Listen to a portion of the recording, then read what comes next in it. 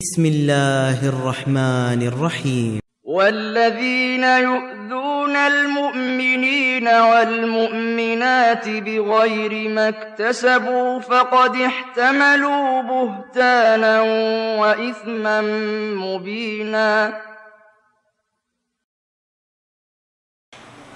إن الحمد لله نحمده ونستعينه ونستغفره ونعوذ بالله من شرور أنفسنا ومن سيئات أعمالنا من يهده الله فلا مضل له ومن يضلله فلا هادي له وأشهد أن لا إله إلا الله وأشهد أن محمدا عبده ورسوله.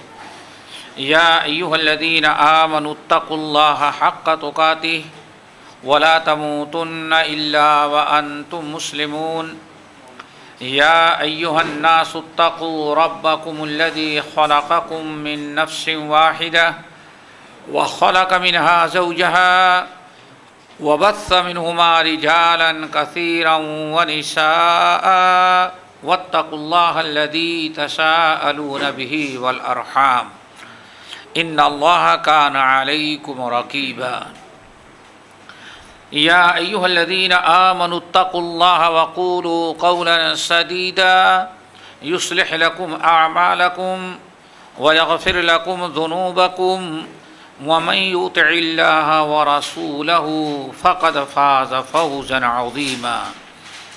أما بعد فإن خير الحديث كتاب الله وخير الهدي هدي محمد صلى الله عليه وسلم وشر الأمور محدثاتها وكل محدثة بدعة وكل بدعة ضلالة وكل ضلالة في النار.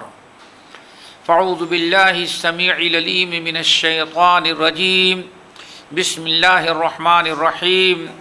والذين يؤذون المؤمنين والمؤمنات بغير ما اكتسبوا فقد احتملوا بہتانا واثما مبینا.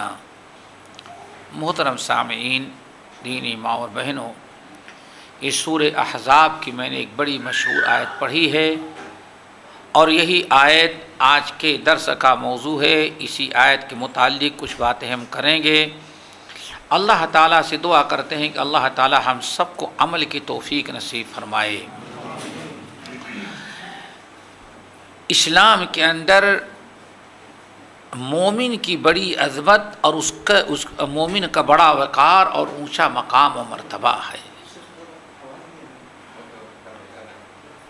مومن کا بڑا اونچا مقام و مرتبہ ہے. مومن کی ایذا رسانی، اس کو پریشان کرنے کی بہت ہی شدید وعید اور اس پر عذاب علیم کی وارننگ دی ہے اللہ تعالیٰ نے.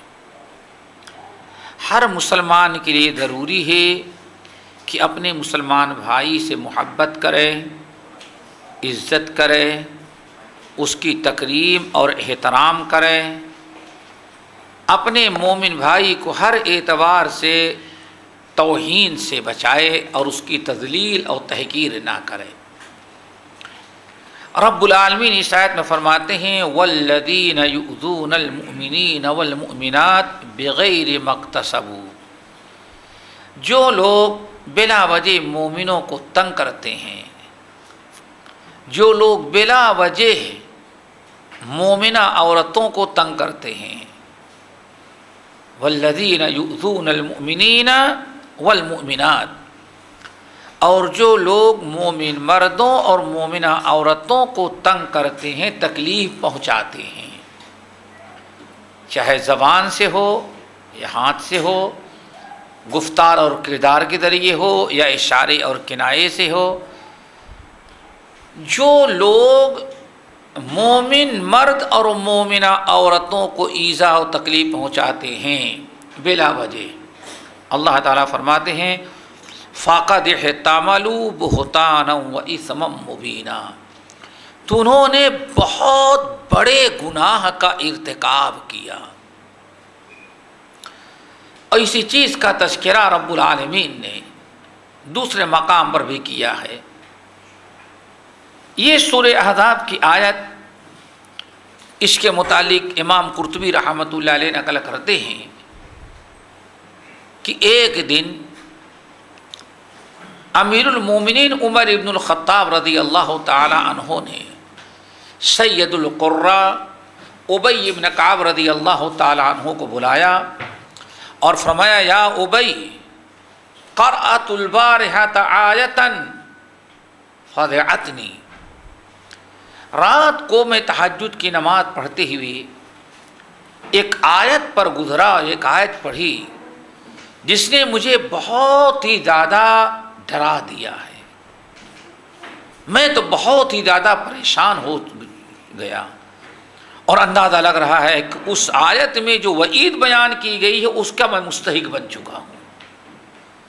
ابی ابن کعب نے کہا اے امیر المومنین ما هذه الآیہ، وہ کون سی آیت ہے، کون سی آیت ہے جس نے آپ کو اس طرح سے ڈرا دیا اور آپ اپنے آپ کو اس آیت کا مستحق سمجھ رہے ہیں؟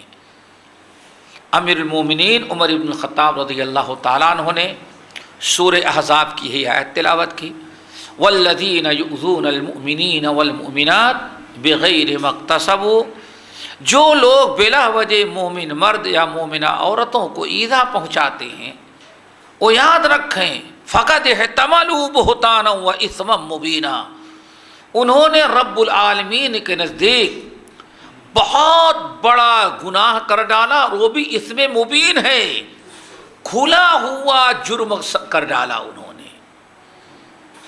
تو ابی میرا معاملہ کیا ہے؟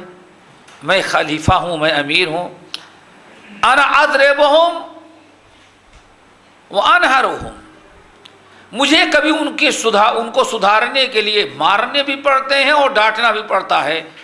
اب لازمی چیز ہے، جس مومن پر میں نے ہاتھ اٹھایا ڈانٹا تکلیف تو پہنچی، اور آیت نے کہہ دیا کہ جس نے بھی مومن مرد مومنہ عورتوں کو ایذا دیا تکلیف پہنچائی سمجھ جاؤ کہ بہت بڑا گناہ کیا۔ تو میں تو رات سے میری نیت اڑ گئی ہے، مجھ تو سمجھ رہا ہوں میں ہی اس آیت کا مستحق ہو گیا، کیوں؟ جب سے ہم کو عمارت ملی ہے میں کتنوں کو مارا اور کتنوں کو ڈانٹا۔ سید القراء تھے ابی بن کعب رضی اللہ تعالیٰ عنہ، سید القراء تھے، صرف قرات نہیں بلکہ قرآن کے بہت بڑے عالم تھے۔ انہوں نے فرمایا یا امیر المومنین انک لست منہم، آپ پریشان نہ ہوں، آپ نے لوگوں کی اصلاح کے لیے اگر امیر ہیں، اس منصب کا خیال رکھتے ہوئے اگر آپ نے اپنی قوت استعمال کی اور کسی کو مارا یا کسی کو ڈانٹ دیا تو فإنک معلم و مقوم، تم بحیثیت معلم ہو اور بگڑوں کو سدھارنے والے کے قائم مقام ہو، اس لیے تمہیں اس آیت کا مستحق نہیں قرار دیا جاتا۔ کہا جاتا ہے اس آیت کے نزول کے بارے میں کہا جاتا ہے کہ ایک مرتبہ ایک لڑکی بہت ہی زیادہ بناؤ سگار، جس کو آج آپ لوگ میک اپ کہتے ہیں، بڑے اس کے ساتھ زیب و زینت کے ساتھ نکلتی تھی۔ عمر فاروق رضی اللہ تعالیٰ عنہ نے 2-3 مرتبہ اس کو ڈانٹا، فرمایا کہ اس طرح سے نہیں نکلنا چاہیے، لیکن وہ بات نہ آئی۔ تو ایک دن عمر فاروق رضی اللہ تعالیٰ عنہ نے ذرا زد و کوب کر دیا اس کو تنبیہ کرنے کے لیے۔ وہ لڑکی واپس گئی اور اپنے قبیلے خاندان کے لوگوں کو بتا دیا اس نے، جس کی وجہ سے قبیلے کے کچھ لوگ آئے، عمر فاروق رضی اللہ تعالیٰ عنہ کو برا بھلا کہنے لگے۔ اس موقع پر اللہ رب العالمین نے اپنے نبی محمد صلی اللہ علیہ وسلم پر یہ آیت نازل کی کہ اگر امر بالمعروف والنہی عن المنکر کے غرض سے ایک لڑکی جو بڑے زیب و زینت کو ظاہر کرتے ہوئے باہر نکلی، عمر فاروق نے اگر اس کو ڈانٹ دیا تو اس کے گھر کے لوگوں کو اختیار نہیں پہنچتا کہ زبان درازی کر کے عمر کو ایذا دیں۔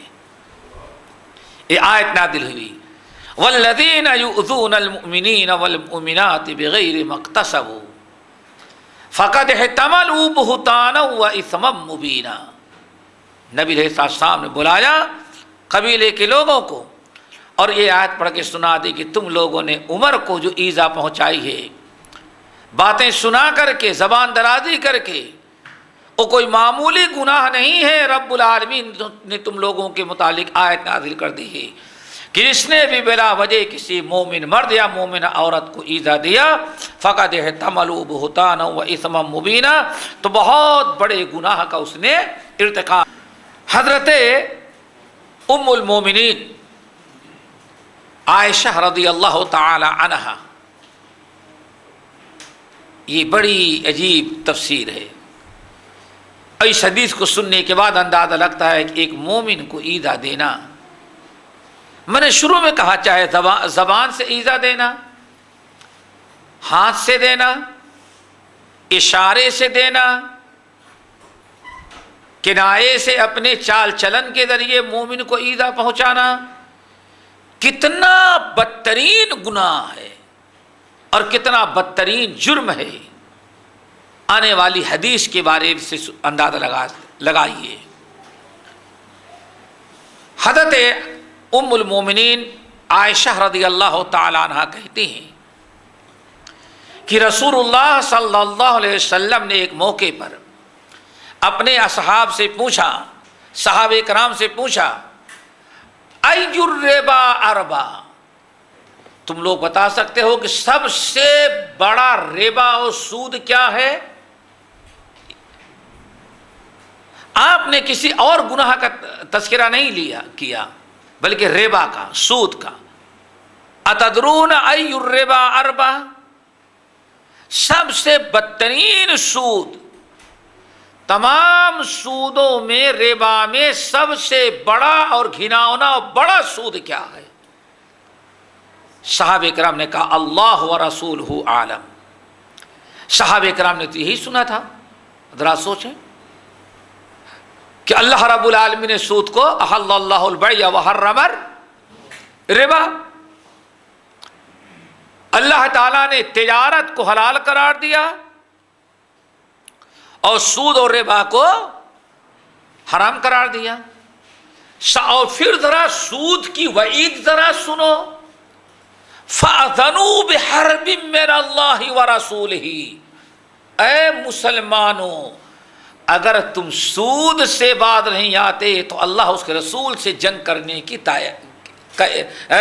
کے لیے تیار ہو جاؤ۔ اس سے زیادہ وعید اور کیا ہو سکتی ہے کہ جو انسان جب مسلمان سود لینے لگے تو اب مسلمان سود خور مسلمانوں کی جنگ یہود و نصارہ سے نہیں، غیر مسلموں دشمنوں سے نہیں، بلکہ اس کی جنگ تو ڈائریکٹ اب کس سے شروع ہو گئی ہے؟ اللہ اس کے رسول سے۔ اللہ اکبر، اتنی شدید وعید۔ پھر بھی آپ پوچھتے ہیں میرے صحابیوں، ای الربا اربا، تم لوگ بتا سکتے ہو کہ سب سے بڑا سود کیا ہے؟ سب سے گھناؤنا اور گندا سود کیا ہے؟ لوگوں نے کہا اللہ و رسولہ عالم۔ سود کی حرمت، سود کی قباحت تو ہم لوگ جانتے ہیں، لیکن سب سے بڑا سود کیا ہے وہ ہم لوگ نہیں معلوم ہے۔ آپ نے ارشاد فرمایا ان ارب الربا استحلال عرض امرئ مسلم، ان ارب الربا استحلال عرض امرئ مسلم، سب سے بڑا سود یہ ہے، یعنی سود کا سب سے بڑا گناہ جو ہو سکتا ہے وہ یہ ہے کہ آدمی اپنے مسلمان بھائی کی توہین کرے۔ سب سے بڑے سود کا جتنا بڑا گناہ ہوتا ہے اس سے بھی بڑا گناہ، اس سے بھی بڑی سزا اس انسان کے لیے اللہ نے مقرر کیا ہے جو اپنے مسلمان بھائیوں اور بہنوں کو ایذا پہنچاتا ہے، تنگ کرتا ہے، تکلیف دیتا ہے۔ اور سود کی سب سے شدید وعید کیا ہے؟ فَأَذَنُوا بِحَرْبٍ مِّنَ اللَّهِ وَرَسُولِهِ، تو گویا کہ اب مسلمان بھائی کو عیدہ دینے والا وہ کس سے جنگ کر رہا ہے؟ اللہ اس کے رسول صلی اللہ علیہ وسلم سے۔ حضرت عبداللہ ابن بشر رضی اللہ تعالیٰ عنہ، حضرت برا ابن عازب رضی اللہ تعالیٰ عنہ سے امام طبرانی رحمۃ اللہ علیہ نے موجم اوسط میں بسند صحیح نقل کیا ہے، اور یہ حدیث بسند صحیح منقول ہے۔ علامہ البانی رحمۃ اللہ علیہ نے سلسلۃ الحادیث الصحیحہ اور صحیح الجامع الصغیر میں نقل کیا۔ حضرت برا ابن عازب رضی اللہ تعالیٰ عنہ کہتے ہیں کہ رسول اللہ صلی اللہ علیہ وسلم نے ارشاد فرمایا، الربا 72 بابا، اے لوگو سود سے اپنے آپ کو بچاؤ، ربا اور سود کھانے سے بچاؤ، لین دین سے بچو۔ کیوں؟ ان الربا 72 بابا، 72 دروازے سود کے ہیں۔ 72 72 دروازے، 72 درجے سود کے ہیں، ایک دو نہیں، چھوٹا بڑا 72۔ وَأَدْنَاهَا، اور سب سے ادنا درجے کا سود جو ہے، مثل ای اتیان الرجل امہ، کوئی بدبخت بے شرم اپنی ماں کے ساتھ منہ کالا کرنے پر جو گناہ پاتا ہے، اتنا ہی گناہ سب سے ادنا درجے کا سود کا ہوا کرتا ہے۔ وَأَرْبَ الرِّبَا، وَأَرْبَ الرِّبَا، یہ تو ادنا درجے کا سود ہوا۔ وَإِنَّ أَرْبَ الرِّبَا، اور سب سے اعلیٰ درجے کے سود کا جو درجہ ہے، ابھی تو سب سے نیچے کا ادنا درجے کا چھوٹا سود جو تھا، اس کا ماں کے بعد منہ کالا کرنے کے برابر ہے۔ اور وَإِنَّ أَرْبَ الرِّبَا، اور سب سے بڑا درجہ سود کا جو ہے، سب سے بڑا سود، اس کا جو درجہ جو گناہ ہے، آپ نے ارشاد فرمایا اس کا گناہ اتنا ہے، استطالۃ الرجل فی ارض اخی، سب سے بڑے سود کا گناہ اتنا بڑا ہے جتنا بڑا گناہ اپنے مسلمان بھائی کی توہین کرنے کا ہوا کرتا ہے۔ اس سے اندازہ لگائیے کہ اپنے مسلمان بھائی کی توہین کرنا کتنا بدترین گناہ ہے۔ سود سے بھی زیادہ گناہ اللہ رب العالمین نے اپنے مسلمان بھائی اور بہن کی توہین کرنا، بے حرمتی کرنا، بے عزتی کرنا۔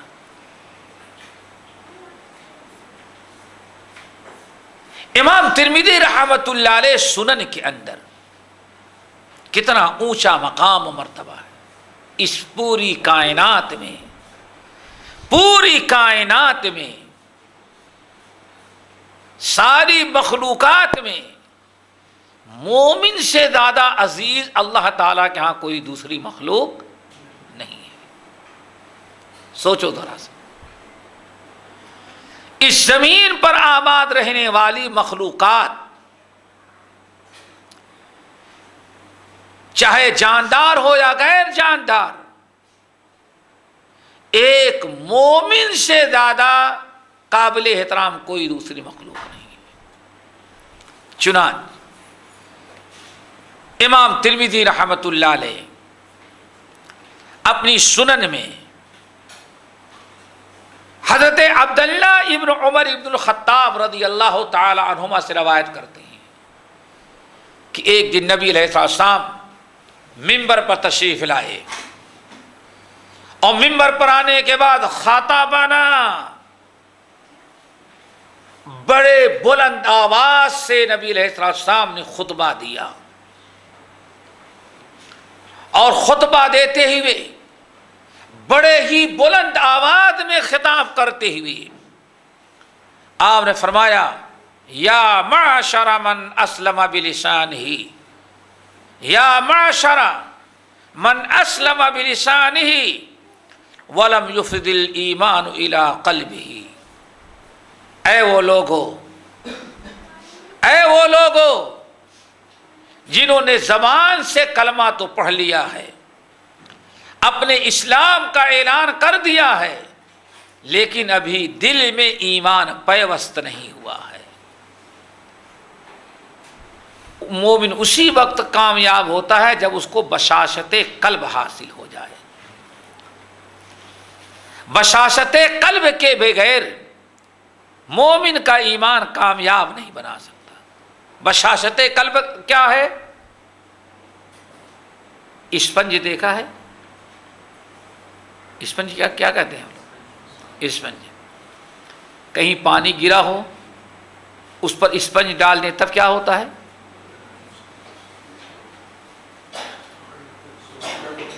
پانی کو جذب کر لیتا ہے۔ ذرہ برابر وزن رکھنے والا اسپنج ہو سکتا ہے آدھا لیٹر پانی اپنے اندر بھر لے، اس کا وزن کتنا ہو جاتا ہے؟ اس کو کہا جاتا ہے بشاشہ، اس کو بشاشہ، یہ ہے بشاشہ۔ جیسے اسپنج نے پانی کو جذب کیا، یا دودھ گر گیا تو دودھ پر رکھ دیا تو دودھ کو اس نے جذب کیا، ایسے ہی ایمان انسان کا دل اور آدمی کے اندر ایمان ویسے ہی پیوست ہو جائے، جذب ہو جائے جیسے اسپنج میں پانی یا دودھ۔ اس کو کہا جاتا ہے بشاشت القلب۔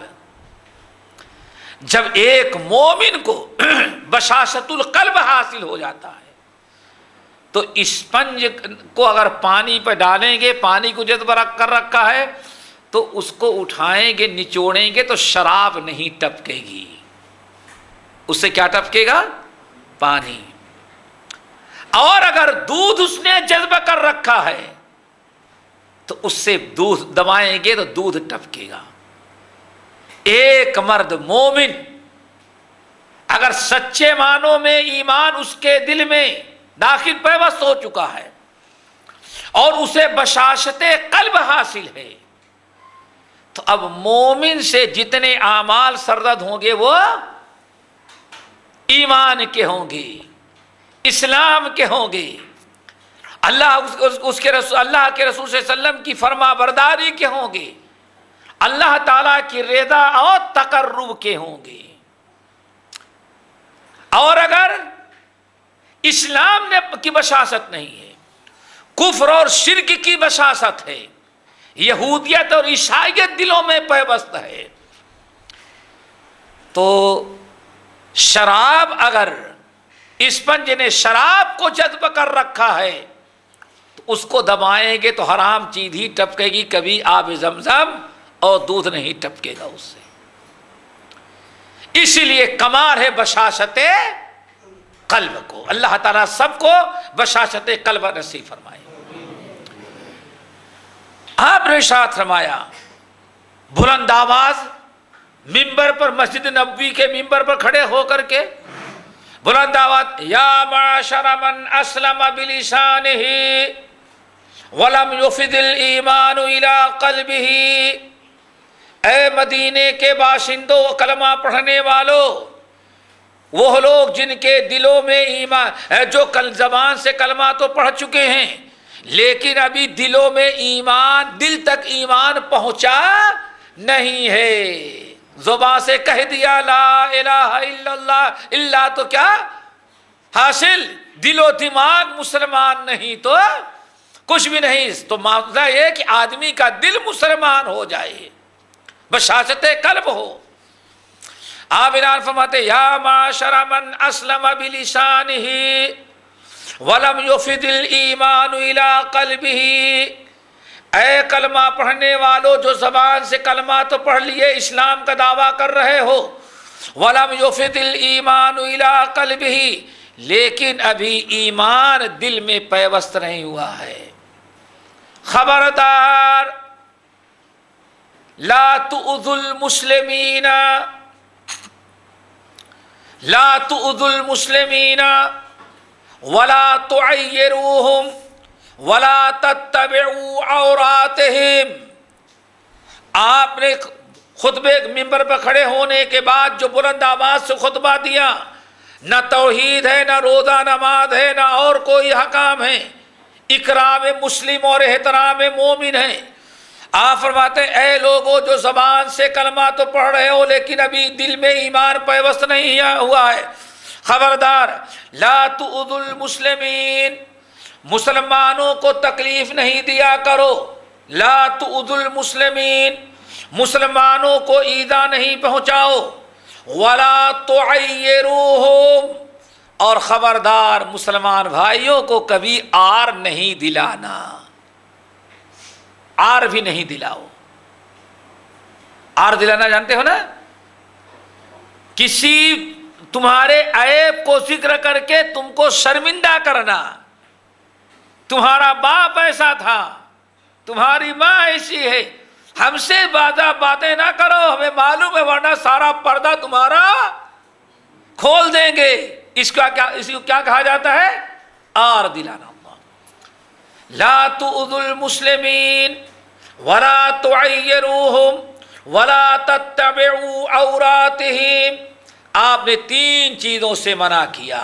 نمبر 1، خبردار، لا تؤذوا المسلمین، مسلمانوں کو ایذا اور تکلیف نہیں پہنچاؤ۔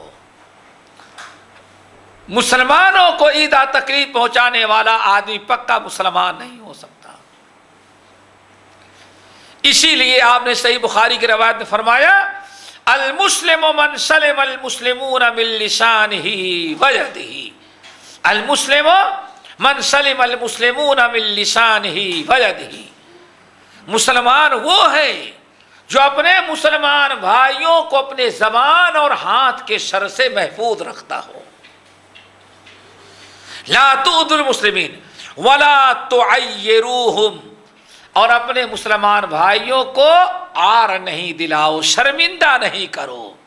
اگر آر دلانے کا مطلب نہیں سمجھ میں آ رہا ہے تو ان کے کسی عیب کو ذکر کر کے ان کو شرمندہ نہیں کرو، شرمندگی سے بچاؤ۔ آج کچھ دن پہلے ایک درس میں نے دیا تھا یہاں کہ کسی بھی گناہ کو حقیر اور معمولی، کسی نیکی کو معمولی سمجھ کر نہ چھوڑو، ہر نیکی کو کرو، کسی بھی نیک عمل کو چھوٹا سمجھ کے نظر انداز نہ کرو۔ اس حدیث، اس موضوع پر درس دیتے ہوئے میں نے ابو جرئی سلیم رضی اللہ تعالیٰ عنہ کی ایک حدیث بتائی تھی۔ اس میں اللہ رسول نے ان کو جو نصیحتیں کی تھی 6-7، ان میں ایک نصیحت کیا تھی؟ وَإِنِ امْرَؤٌ شَتَمَكَ وَعَيَّرَكَ بِمَا لَيْسَ فِيكَ، اے ابو جرئی، کبھی کسی مسلمان کو شرمندہ نہیں کرنا، یہاں تک کہ اگر کوئی تمہارا مسلمان بھائی تمہارے اندر کوئی عیب تو تمہیں گالی دے، یا تمہیں کسی ایسی چیز سے شرمندہ کرے جو چیز تمہارے اندر پائی نہیں جاتی۔ وَإِنِ امْرَؤٌ شَتَمَكَ وَعَيَّرَكَ بِمَا لَيْسَ فِيكَ، اللہ اکبر، کسی مومن کو شرمندہ کرنا کتنا بڑا گناہ۔ آپ فرماتے ہیں اے ابو جرئی، اگر کوئی شخص تم کو ایسی چیز کے ذریعے شرمندہ کرتا ہے جو چیز تمہارے اندر پائی نہیں جاتی، تو اس کے جواب میں تم اپنے بھائی کو اس چیز سے بھی شرمندہ نہیں کرنا جو اس کے اندر پائی جاتی ہو۔ یعنی تمہارے متعلق ایسی باتیں کہہ کر کے تم کو شرمندہ کر رہا ہے جو سرے سے تمہارے اندر وہ ہے ہی نہیں، اس کے بالمقابل اس کے اندر بہت سارے عیب پائے جاتے ہیں. آپ اگر اس کو شرمندہ کریں تو سارے پردے کھول کے رکھ دیں. تو اللہ رسول فرماتے ہیں اس نے تم کو شرمندہ کیا تو جواب میں تم اس کو شرمندہ نہیں کرنا، صبر کرنا، اور اپنے بھائی کو برائی کا جواب برائی سے نہیں دینا. پتہ کیا چل گیا؟ جس طرح سے مسلمان کو توہین کرنا، مسلمان کی توہین کرنا حرام ہے، ایسے ہی مسلمان بھائی کو شرمندہ بھی نہیں کرنا چاہیے. شرمسار نہ ہو ہماری وجہ سے ہمارا مسلمان بھائی. یہاں تک کہ اگر ہمیں بہت ساری چیزیں اس کے متعلق ایسی معلوم ہیں کہ ہم چاہیں تو ان چیزوں کو بیان کر کے لوگوں کے سامنے شرمندہ کر سکتے ہیں. اللہ رسول نے فرمایا تم ایسے موقع پر بھی شرمندہ نہیں کرنا. اللہ تعالیٰ یہ حدیث ہم سب کے لیے مشعل راہ بنائے. لیکن ہم تو یہاں کہتے ہیں کہ بھائی ایک کہو گے تو 10 سنو گے. اسلام اس کی اجازت نہیں دیتا. لا تؤذوا المسلمین ولا تعیروہم. نمبر 3 ولا تتبعوا عوراتہم، ولا تتبعوا عوراتہم. خبردار کبھی اپنے مسلمان بھائیوں کے عیب کے پیچھے نہیں پڑنا، کبھی بھی اپنے مسلمان بھائیوں کے عیب کے پیچھے نہیں پڑنا. قریت کر جاسوسی کر کے اپنے بھائیوں کے عیوب کو ٹٹولنا نہیں. لا تتبعوا عوراتہم، ان کے عیوب کے پیچھے نہیں پڑو، ان کے ظاہری حالات پر فیصلہ کرو. بس ٹوہ میں نہ لگو کہ ہاں اس کے اندر کیا عیب پائے جاتے ہیں. مومن کا بڑا اونچا مقام و مرتبہ ہے. ذرا اس حدیث پر غور کریں، صحیح بخاری کی روایت. عیسیٰ علیہ السلام رات کو نکلے، چور کو پکڑا چوری کرتے ہوئے. چوری کرتا ہے؟ نہیں، چوری نہیں کیا میں نے. تم نے کیا ہے؟ نہیں کیا میں نے. چوری کر کے جھوٹ بولتا ہے، اللہ کی قسم میں نے چوری نہیں کیا، تمہاری نگاہوں کو دھوکا ہو گیا. جس کو کہتے ہیں ہمارے الٹے چور، وہ بھی نبی کو. اللہ اکبر، اللہ کی قسم میں نے چوری نہیں کی، تم کو دھوکا ہو رہا ہے. جب اس نے اللہ کی قسم کھا لی تو ہم کیا کہتے ہیں؟ تمہارے قسم کا اعتبار نہیں ہے. لیکن مومن ہے، رات کا وقت ہے. حضرت عیسیٰ علیہ، صحیح بخاری کی روایت، عیسیٰ علیہ السلام نے کہا بھائی اب اللہ تعالیٰ کا نام تو سچا ہے، واقعی مجھ سے دیکھنے میں غلطی ہو گئی ہوگی. دیکھا آپ نے، بات کو وہیں ختم کر دیا. ساری زندگی پھر دوسرے دن جمعے کے خطبے میں حضرت عیسیٰ نے للکار کر نہیں کہا یہ بے ایمان ہے.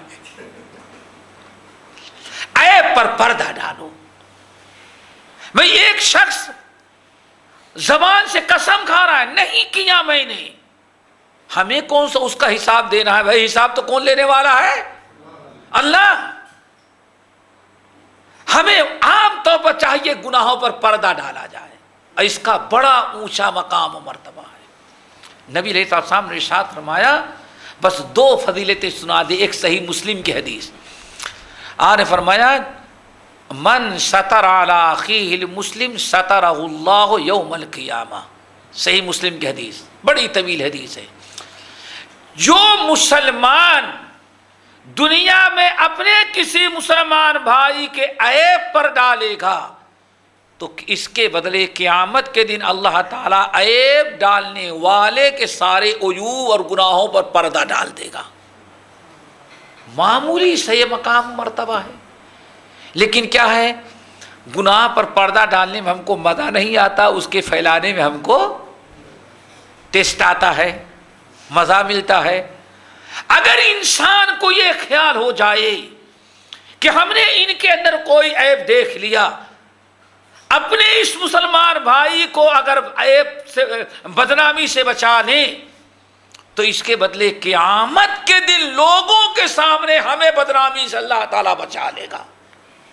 تو انسان کبھی اپنے حوث کو پورا کرنے کے لیے اپنے مسلمان بھائی کے عیب کو ظاہر نہیں کرے گا. اس لیے اپنے پڑوسی، اپنے دوست احباب، اپنے مسلمان بھائی، ان کے عیوب پر پردہ ڈالے. ایک کام تو یہ پردہ ڈالنا، اور دوسرا فائدہ کیا، دوسرا ثواب کیا بیان کیا گیا ہے؟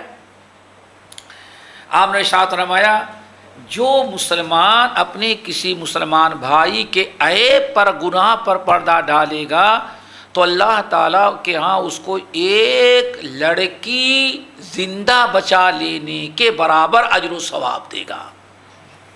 وہ کیا تھا؟ عرب کے لوگ یوں سمجھے، کوئی انسان، کسی انسان کے ہاں بچی پیدا ہوئی، آدمی بچی کو روزی روٹی کے ڈر سے یا جاہلیت میں جیسے شرم کی سمجھی جاتی تھی اور اس کی وجہ سے اپنی بیٹی کو زندہ گاڑنا چاہتا ہے، قتل کرنا چاہتا ہے. کوئی انسان چلا گیا پیسہ دے کر کے یا فری میں اس کی بچی کو لے لیا اور لے کر کے اپنے گھر آیا، اس بچی کی جان بچا کر کے اس کی پرورش کیا، بڑی کیا، جوان کیا، شادی کر کے رخصت کر دیا. ایک انسان کو اس طرح کی بچی بچا دے، بچی کی جان بچانے پر جتنا اجر و ثواب ہوتا ہے اللہ تعالیٰ اتنا ہی ثواب اس مسلمان بھائی کو دیتے ہیں جس نے اپنے اس مسلمان بندے کو دیتے ہیں جس مسلمان نے اپنے کسی مسلمان بھائی کے عیب پر پردہ ڈال دیا ہو. یہ بڑا اونچا مقام و مرتبہ ہے. اس لیے تیسری چیز اللہ کے رسول نے ارشاد فرمایا وَلَا تَتَّبِعُوا عَوْرَاتِهِمْ، اپنے مسلمان بھائیوں کے عیب کو نہ ڈھونڈا کرو، عیب کے پیچھے نہ پڑو. بلکہ سعید ابن المسیب رحمۃ اللہ علیہ بڑی پیاری، ان کا بڑا پیارا طریقہ تھا، اسی ایک بات کو اگر ہم لوگ اپنا لیں تو سارا مسئلہ ہی ختم ہو جائے. اور امیر معاویہ سے بھی ایسے ہی ہے. ایک صاحب امیر معاویہ پر بڑا اعتراض کرتی تھی، بہت اعتراض کرتی تھی. ایک دن ملاقات ہو گئی امیر معاویہ سے. امیر معاویہ نے کہا بھائی ہم نے سنا ہے آپ کو مجھ سے بہت شکایت ہے. کیا شکایت ہے بتاؤ؟ کہا بہت شکایتیں ہیں. کہا بتاؤ بھائی. کہا آپ ایسا کرتے ہیں. کہا ٹھیک ہے مان لیا، ہم تیری کسی شکایت کا انکار نہیں کرتے. اللہ اکبر. ذرا دیکھو صحابی رسول نے کس طرح اصلاح فرمائی. ٹھیک ہے بالکل بجا ہے، مجھ سے یہ غلط، میں سے غلطی ہوتی. اچھا اور کیا؟ فلاں کام بھی تم کرتے ہو، حکومت بدعنوانی، اور تیسری اور ہے. اچھا اور چوتھی بھی گنایا. اب کتنا گنائے گا 4-5 گناہ کے بعد؟ اور کچھ نہیں اتنا.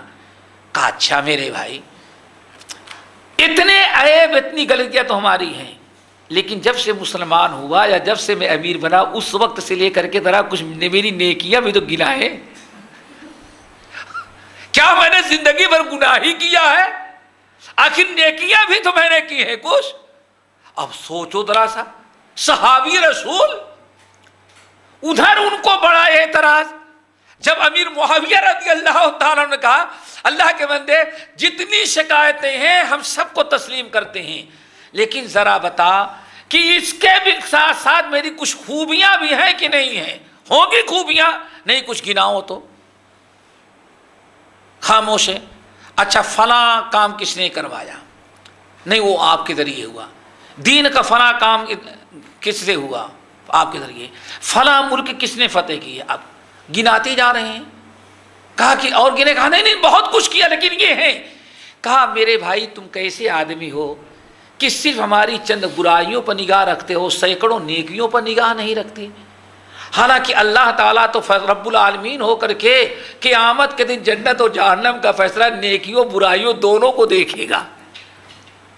جس کے پاس نیکیاں زیادہ وہ جنت میں جائے گا، جس کے پاس برائیاں زیادہ وہ فَأَمَّا مَنْ ثَقُلَتْ مَوَازِينُهُ فَهُوَ فِي عِيشَةٍ رَاضِيَةٍ وَأَمَّا مَنْ خَفَّتْ مَوَازِينُهُ فَأُمُّهُ هَاوِيَةٌ.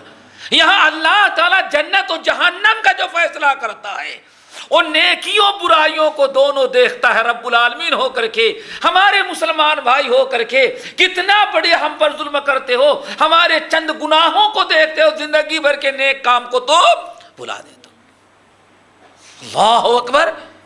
صاحب اعتراض کرنے والا کہتا ہے کہ اس دن سے جب امیر معاویہ نے اس طرح سے ہم سے پکڑا تو اس دنیا میں امیر معاویہ سے زیادہ محبوب میرے نزدیک کوئی دوسرا نہیں تھا. دیکھا آپ نے، یہی طریقہ سعید ابن مسیب رحمۃ اللہ علیہ کا تھا. اسی لیے صحابی جلیل حضرت فضالہ ابن عبید الانصاری رضی اللہ تعالیٰ عنہ کے بارے ہمیں یاد آیا. امام ابن عساکر اور حضرت امام ذہبی رحمۃ اللہ علیہ نقل کرتے ہیں کہ 3 چیزیں انسان کو برباد کر دینے والی، بڑی حکیمانہ بات ان کی ہے. فضالہ ابن عبید الانصاری صحابی ہیں اور بڑے جلیل القدر صحابی ہیں. کہتے ہیں ان کے اقوال زرنی حکیمانہ اقوال جو ہیں، کہتے ہیں ثلاثتون قوافر، 3 چیزیں ایسی ہیں جو مومن کی کمر کو توڑ کر کے رکھ دیں گی. کیا مطلب؟ کمر ٹوٹ گئی.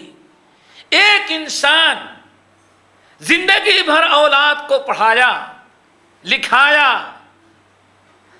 اور زندگی کا سہارا سمجھا، اور بچہ پڑھ کر کے اگر جوان ہو جائے، باپ سے پہلے ہی بیٹا مر جائے تو باپ کیا کہتا ہے؟ ہماری کمر ٹوٹ گئی. کیا مطلب؟ اب دنیا میں کوئی چیز ہمارے کام آنے والی نہیں رہی، کہ بیکار ہو گیا. تو حضرت فضالہ ابن عبید رضی اللہ تعالیٰ کہتے ہیں 3 گناہ ایسے ہیں جو انسان کے کمر کو توڑ دیتا. قوافر ہیں، کمر توڑ گناہ ہے. کیا مطلب؟ سارے روزے نماز حج زکات ساری نیکیاں رائے گا اور برباد ہو جائیں گی ان 3 گناہوں میں سے جو ایک گناہ کرے گا. بڑی پیاری بات ہے. کہتے ہیں نمبر 1 وہ امام جو اپنے ملک کے رعایا پر، کسی رعایا پر آدمی کتنی بھی نیکیاں ملک کے اندر کر رہا ہو، لیکن نیکیوں پر اس کی حوصلہ افزائی تو نہیں کرتا، اور اس کے سارے کار خیر پر پردہ ڈال دیتا ہے، اور کہیں اگر ایک غلطی ہو جائے تو اس کو جیل میں ڈال دیتا، اس کو بخشنے والا نہیں ہے. یہ بات نہیں سمجھ میں آئی میرے خیال سے. ایک مسلمان ہزاروں نیک کام کرتا ہے، ہزاروں نیکیاں پائی جاتی ہیں، اس لائق ہے کہ حکومت اس کا حق ادا کرے، اس کو سراہے، اس کا شکر ادا کرے، اس کی حوصلہ افزائی کرے. اور آج کیا کہتے ہیں؟ کیا ملتا ہے؟ ایوارڈ. کیا کہتے ہیں؟ ایوارڈ کرتے ہیں نا، کچھ نہ کچھ ملے اس کو.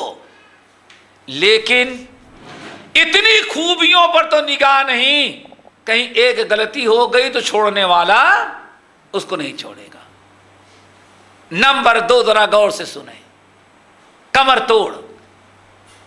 پڑوسی ہے، اپنے پڑوسی کی خوبیوں کو تو چھپاتا ہے، کبھی ذکر نہیں کرتا، صرف برائیاں ذکر کرتا رہتا ہے. آپ کا پڑوسی،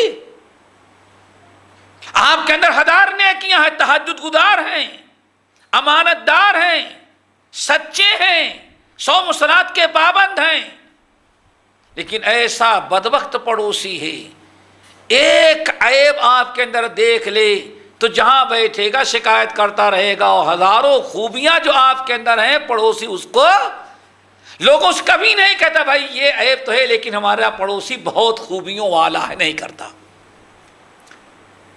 آئی بات سمجھ میں؟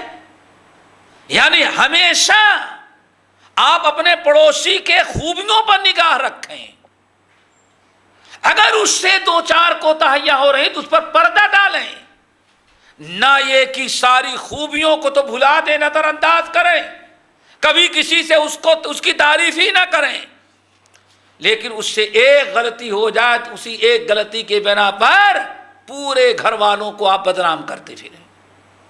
کتنے ہو گئے؟ 2. نمبر 3 وہ عورت، سارے کمر توڑ 3 گناہ. وہ عورت کہ شوہر اگر ہے ساتھ میں گھر میں تو اطاعت نہ کرے، اور اگر شوہر باہر چلا جائے تو شوہر کے ساتھ خیانت کا معاملہ کرے۔ ہونا کیا چاہیے تھا؟ ایک نیک بیوی کی خوبصورت نیک بیوی کی علامت اور اس کا کردار کیا ہے؟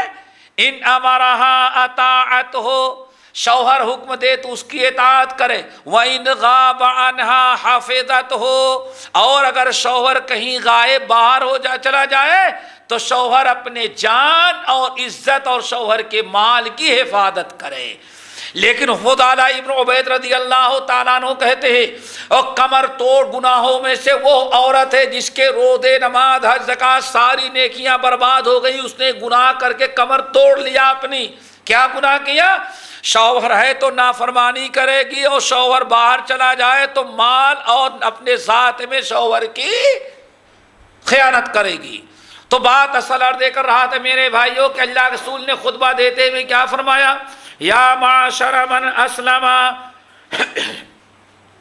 لا تؤذوا المسلمین، مسلمانوں کو ایذا نہ پہنچاؤ، ولا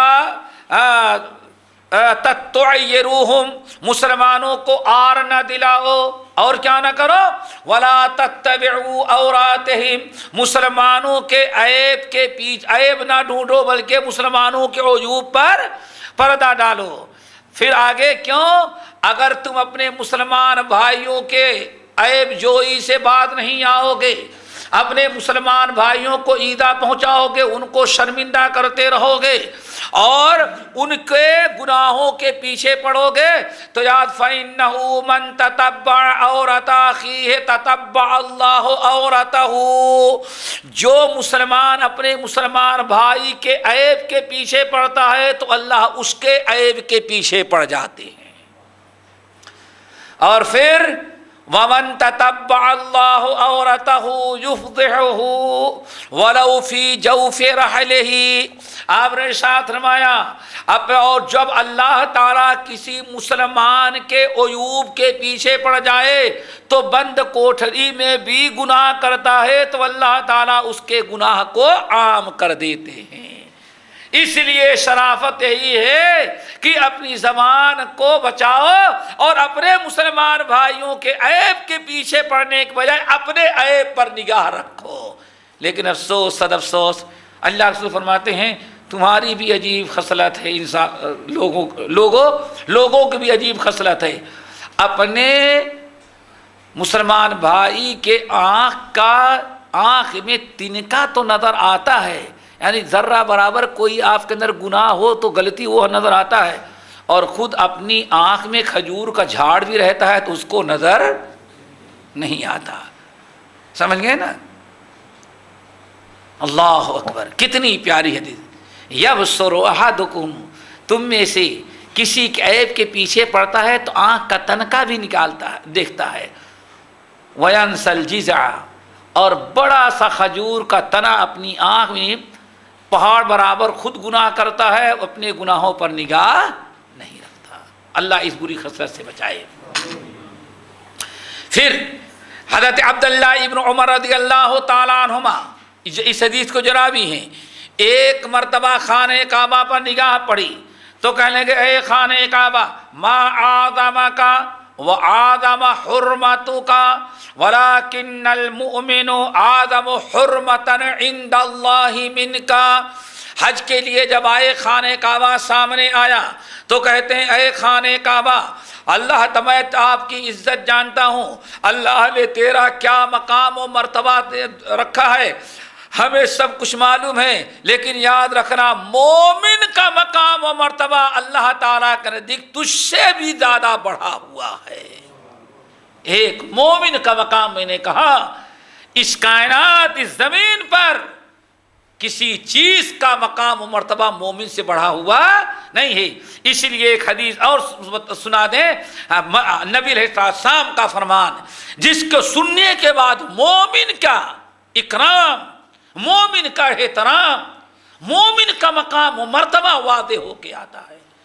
حضرت عبداللہ بن عباس رضی اللہ تعالیٰ عنہما، اور یہ حدیث علامہ البانی رحمۃ اللہ علیہ سلسلۃ الاحادیث الصحیحہ کے اندر نقل کرتے ہیں، حضرت عبداللہ ابن عباس رضی اللہ تعالیٰ عنہما کہتے ہیں ایک دن نظر رسول اللہ صلی اللہ علیہ وسلم الکعبۃ، ایک دن نبی علیہ السلام نے کعبہ پر اپنی نگاہ مبارک ڈالی اور خانہ کعبہ کو دیکھ کر کے آپ نے فرمانا شروع کیا، اے خانہ کعبہ ما آدم حرمتوں کا، کتنا اونچا مقام اور مرتبہ تیرا ہے۔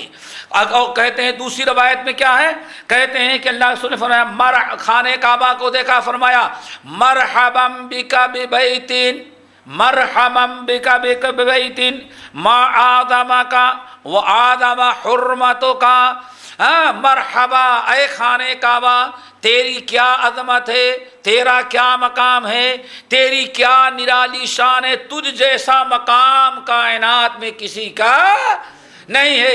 لیکن للمؤمنو، اب ذرا غور سے سنیں، للمؤمنو آدم حرمتا منک عند اللہ، للمؤمنو آدم حرمتا منک عند اللہ، لیکن ایک مومن کی عزت اور مومن کا مقام اللہ تعالیٰ کے نزدیک تجھ سے بھی زیادہ ہے۔ اب کسی کے ذہن میں بات آئے یہ کیسے، ہمارے ہاں تو مومن کا مقام درگاہوں سے بھی زیادہ نہیں تو خانہ کعبہ سے زیادہ کیا ہوگا کی ہے، ہری جھنڈی جہاں لگ گئی بس۔ اللہ کے رسول نے اس کا جواب دیا، دلیل دیا اور وضاحت کیا کہ آخر مومن کا مقام خانہ کعبہ سے بھی زیادہ کیوں بڑھا ہوا ہے۔ اب وہ وجوہات اور نبی صلی اللہ علیہ وسلم کے دلائل سنیں۔ آپ نے فرمایا کیوں، ان اللہ حرم منک واحدتان، ان اللہ حرم منک واحدتان، کیوں، خانہ کعبہ مومن کا مقام تجھ سے بھی بڑھا ہوا ہے۔ اس کی وجہ ہے کہ اللہ نے آپ خانہ کعبہ کی صرف ایک چیز حرام قرار دی ہے، کیا، توہین حرام ہے۔ کیا بھائی، توہین۔ ان اللہ حرم منک فإن اللہ حرم منک واحدتان، واحدہ سمجھتے ہو نا، آپ کے نزدیک اے خانہ کعبہ مومن کا مقام اللہ تعالیٰ کے ہاں تجھ سے بھی بڑھا ہوا ہے۔ اس کی وجہ کیا ہے، فإن اللہ حرم منک واحدتان، تمہاری ایک چیز کو اللہ نے حرام قرار دیا ہے، پرانا ہو جائے گا تو ڈھایا بھی جا سکتا ہے، نہیں ڈھا سکتا۔ اور یہ صاحب تمہاری صرف ایک چیز کو اللہ تعالیٰ نے حرام قرار دیا ہے، وہ کیا ہے، توہین کرنا، بے حرمتی حرام قرار دیا ہے بس۔ لیکن وَحَرَّمَ مِنَ الْمُؤْمِنِ ثَلَاثًا، اور مومن کی تین چیزیں اللہ نے حرام قرار دیا ہے۔ بڑی پیاری دلیل اللہ کے رسول نے دی۔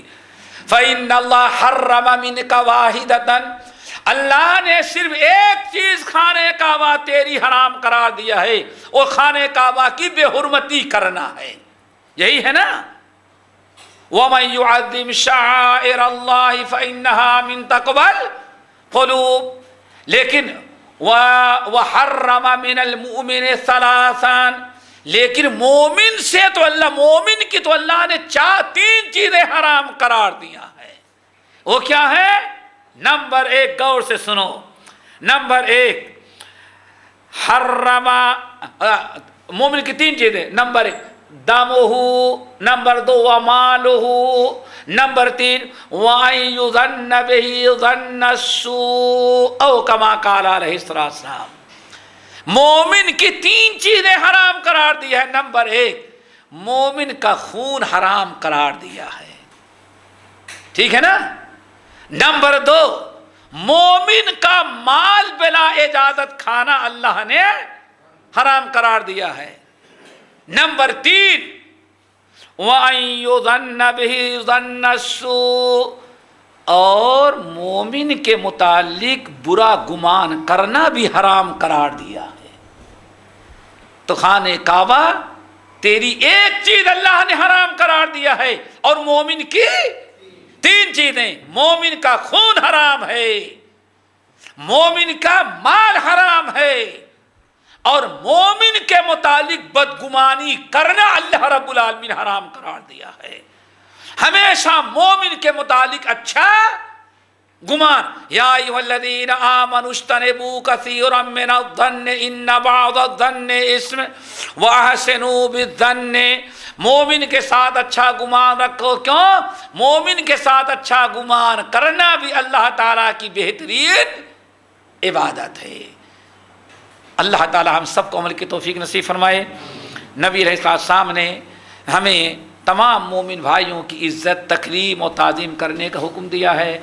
اللہ تعالیٰ مومن بھائیوں کے حقوق ادا کرنے کی توفیق دے۔ باقی انشاءاللہ اگلے ہفتے اقول قولی ھذا واستغفر اللہ من کل ذنب واتوب الیہ۔